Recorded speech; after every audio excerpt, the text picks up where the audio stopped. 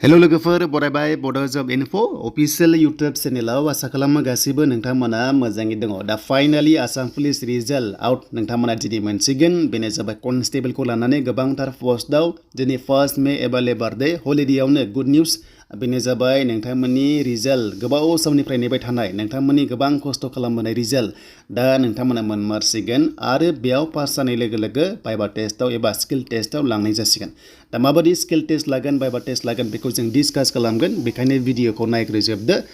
जानो हागौ नोंथांमोना बयबो नटिसखौ मोनखाबाय जानांगौ मानोना मैयानो पाब्लिश जादोंमोन नाथाय आं गोबां बिजि दंमोन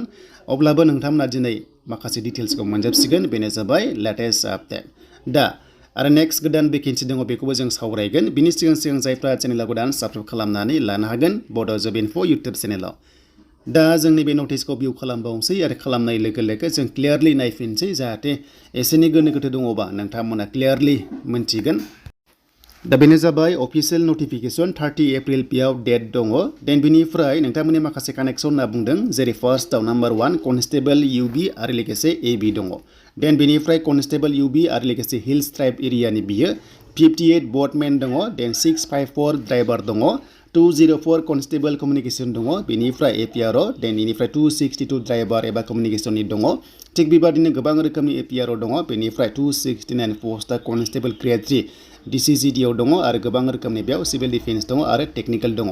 बे होनायनि जिनिखि मोनदोंना नोंथांमोननि रिजाल्टआ अके स' बेनो जाबाय दिनै 1 मे दिनै हलिडे लेबार डेआवनो नोंथांमोना 11 AM जानाय लोगो लोगो एसएलपिआरबिनि अफिसियेल साइटनिफ्राय रिजाल्टखौ नायनो हासिगोन दा बेखायनो बे टाइमखौ नेदो आरो टाइमा फैनाय लोगो लोगो चेक खालामदो नैबे एसएलपिआरबिनि साइटआव मिन्थिखागौ बयबो एन्ड बेनिफ्राय मोनसे बाथ्रा दायो अरेल टेस्ट स' अरेल टेस्टआ खायसे दङ आरो खायसे गैया बेनो जाबाय सिरियाल नाम्बार 1 निफ्राय 8 सिम होदों डेट मिन्स नोंथांमोना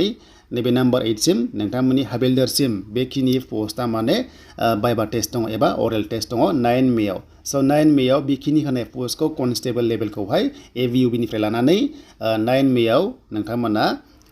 भाइभा टेस्टआव थांनांगोन अके जायनिखि सर्टलिस्ट जायो दा बेयाव 1:1 लांगोन अके थांनाय बाराव 1:5 लांदोंमोन ना एबारे भाइभा टेस्टनि थाखाय 1:1 लांसिगोन देन ट्रेड टेस्ट दङ एबा प्रेक्टिकल टेस्ट दङ बेनो जाबाय सिरियाल नाम्बार 10 निफ्राय 11 सिम नोंथांमोना बे जाबाय 14 मेआव माने स्किल टेस्टखौ लानाय जागोन एबा ट्रेड टेस्ट लानाय जागोन आरो अके माने प्रेक्टिकल नायथारनाय जागोन आरो प्रेक्टिकल नायबावगोन बर्डमेनखौबो नायबावगोन बेनो जाबाय 16 मेआव बर्डमेनखौहाय प्रेक्टिकल टेस्ट लानाय जागोन दा बेफोर गासैनिबो नोंथांमोननि स्किल टेस्टनो भाइभा टेस्टनो बेनि एडमिटआ ओंखारगोननो 11 AM जानाय लोगो लोगो 5 मेआव एबा 5 तारिख मेआवहाय होनाय जिनिखि बेयाव मेनसन खालामदोंना बेनि भाइभा टेस्टनि एडमिटखौ एबा सेकेन्ड स्टेजखौ नोंथांमोना